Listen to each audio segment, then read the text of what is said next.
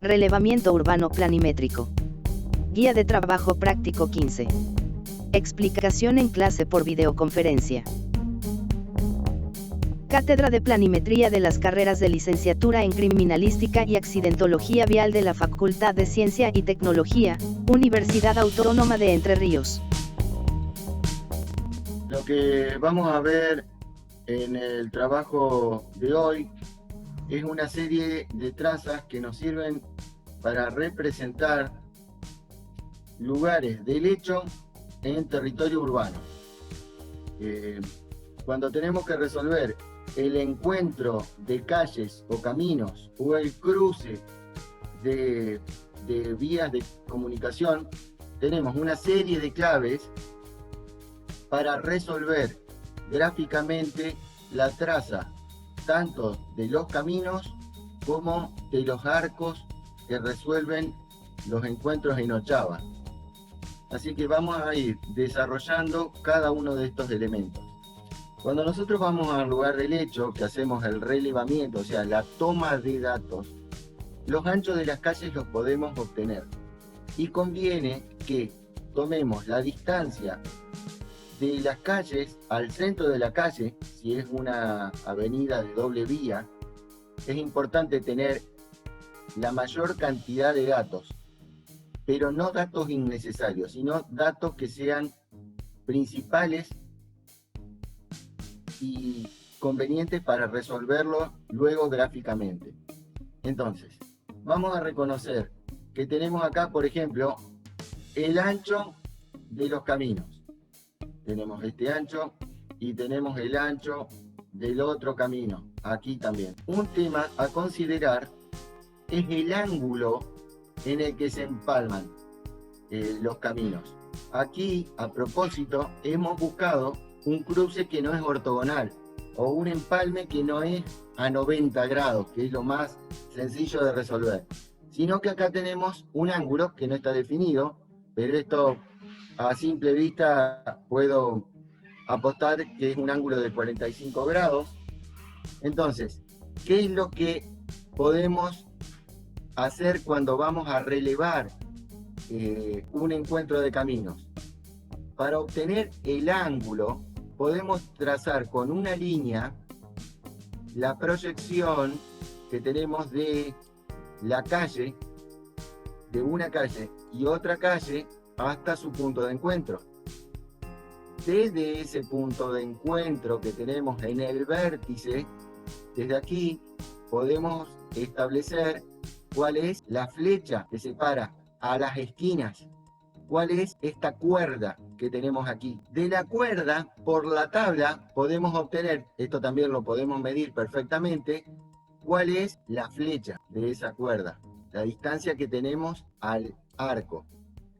Entonces, repasando un poco estos datos, la distancia que tenemos entre la esquina y el vértice de encuentro es lo que denominamos la tangente, que la tenemos desde aquí hasta aquí y desde aquí hasta aquí. Con estos datos que podemos ver aquí en la tabla que tenemos graficado, cuando estamos trabajando con ángulos de 45 grados, con un ángulo de 45 grados, tenemos un radio de este lado, este radio, para trazar el arco, que cómo obtenemos el centro, porque acá necesito definir el centro esto me faltó aclarar. ¿Cómo definimos el trabajo, el centro este?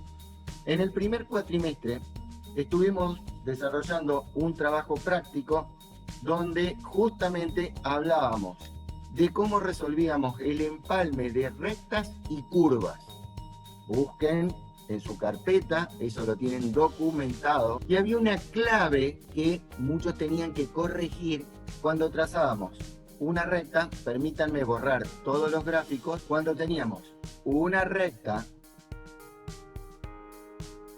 para trazar el empalme con la curva, trazábamos una perpendicular a esa recta, trazábamos la perpendicular, y en esa perpendicular se iba a ubicar el centro del arco.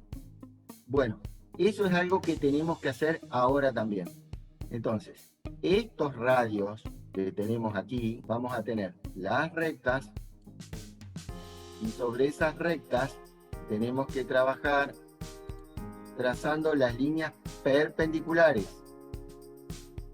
En la intersección de estas perpendiculares vamos a tener el centro.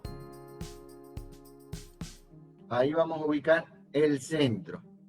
Entonces, tenemos un conjunto de datos que no es que vamos a medir en el espacio que relevamos todos esos datos. Con que tengamos alguno de los datos, por ejemplo, el ángulo o la tangente, después a través de esta tabla que estamos proponiendo, van a poder obtener el resto de los datos para trazar. Si estamos trabajando con esta línea de datos de la grilla, con un ángulo de 45 grados, entonces vamos a ir reconociendo uno a uno los distintos elementos. Entonces tenemos el radio 1 o el radio, que son estos que tenemos indicados aquí. Tenemos los radios, tenemos la tangente. Terminemos con los radios.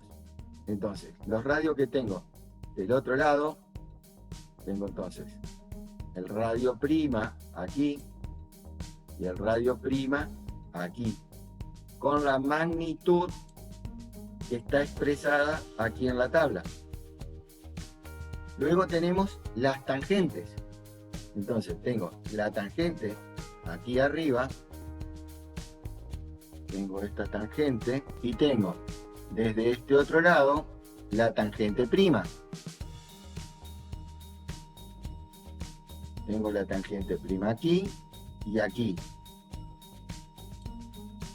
Otro dato que tenemos es la flecha, que es la distancia que tenemos entre la ochava y la curva de nuestro arco. Así que vamos a indicar la flecha.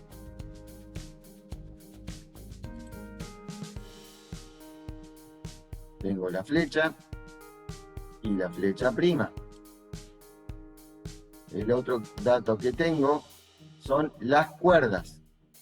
Así que para las cuerdas vamos a buscar un colorcito un poco más fuerte. Tengo la cuerda y la cuerda prima.